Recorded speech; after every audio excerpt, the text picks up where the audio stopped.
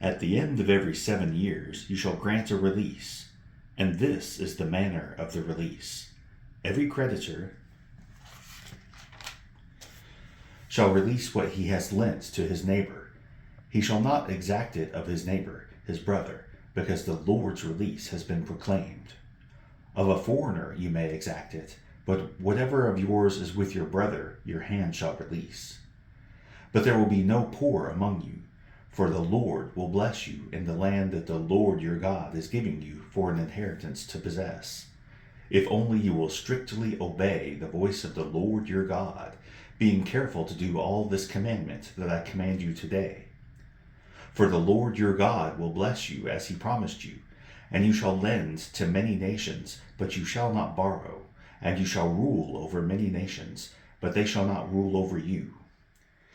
If among you one of your brothers should become poor in any of your towns within your land that the Lord your God is giving you, you shall not harden your heart or shut your hand against your poor brother, but you shall open your hand to him and lend him sufficient for his need, whatever it may be.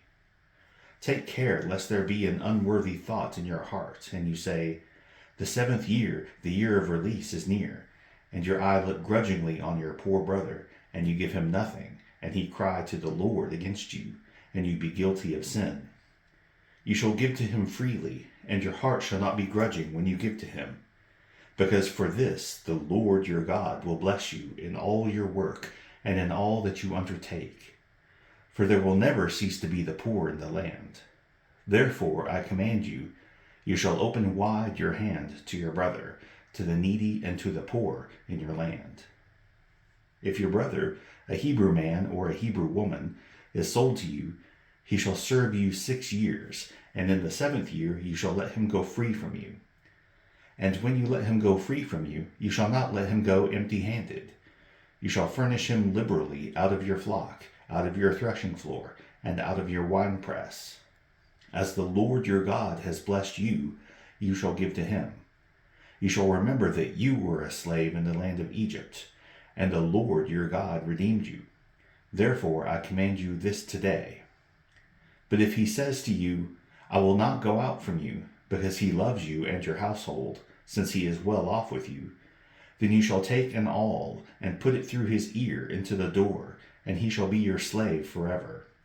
And to your female slave you shall do the same. It shall not seem hard to you when you let him go free from you, for at half the cost of a hired servant he has served you 6 years. So the Lord your God will bless you in all that you do. All the firstborn males that are born of your herd and flock you shall dedicate to the Lord your God.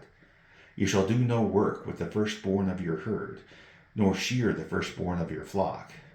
You shall eat it, you and your household, before the Lord your God, year by year, at the place that the Lord will choose.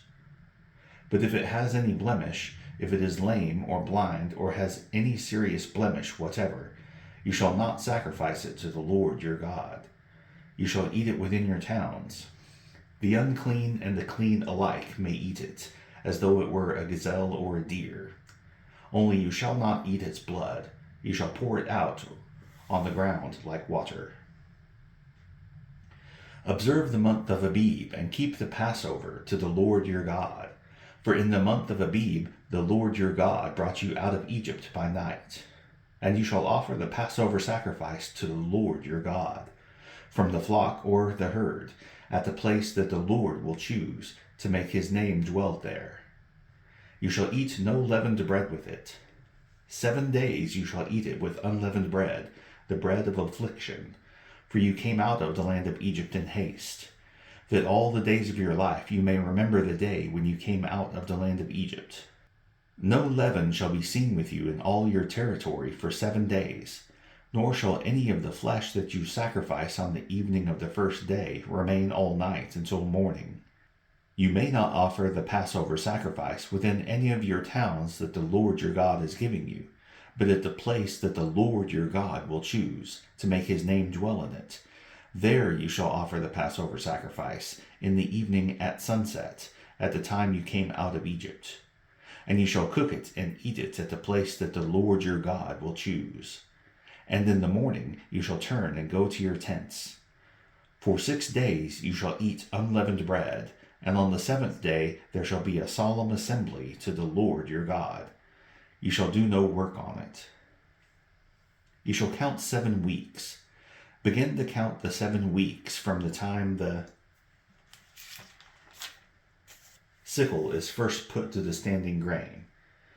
Then you shall keep the feast of weeks to the Lord your God, with the tribute of a freewill offering from your hand, which you shall give as the Lord your God blesses you. And you shall rejoice before the Lord your God, you and your son and your daughter, your male servant and your female servant, the Levite who is within your towns, the sojourner, the fatherless, and the widow who are among you, at the place that the Lord your God will choose to make his name dwell there. You shall remember that you were a slave in Egypt, and you shall be careful to observe these statutes. You shall keep the feast of booths 7 days, when you have gathered in the produce from your threshing floor and your winepress. You shall rejoice in your feast, you and your son and your daughter, your male servant and your female servant, the Levite, the sojourner, the fatherless, and the widow who are within your towns. For 7 days you shall keep the feast to the Lord your God at the place that the Lord will choose, because the Lord your God will bless you in all your produce and in all the work of your hands, so that you will be altogether joyful. 3 times a year all your males shall appear before the Lord your God at the place that he will choose, at the feast of unleavened bread, at the feast of weeks, and at the feast of booths. They shall not appear before the Lord empty-handed. Every man shall give as he is able, according to the blessing of the Lord your God that he has given you. You shall appoint judges and officers in all your towns that the Lord your God is giving you, according to your tribes, and they shall judge the people with righteous judgment. You shall not pervert justice. You shall not show partiality, and you shall not accept a bribe, for a bribe blinds the eyes of the wise and subverts the cause of the righteous. Justice, and only justice, you shall follow, that you may live and inherit the land that the Lord your God is giving you. You shall not plant any tree as an Asherah beside the altar of the Lord your God that you shall make, and you shall not set up a pillar which the Lord your God hates. Psalm 58. Do you indeed decree what is right, you gods? Do you judge the children of man uprightly? No, in your hearts you devise wrongs, your hands deal out violence on earth.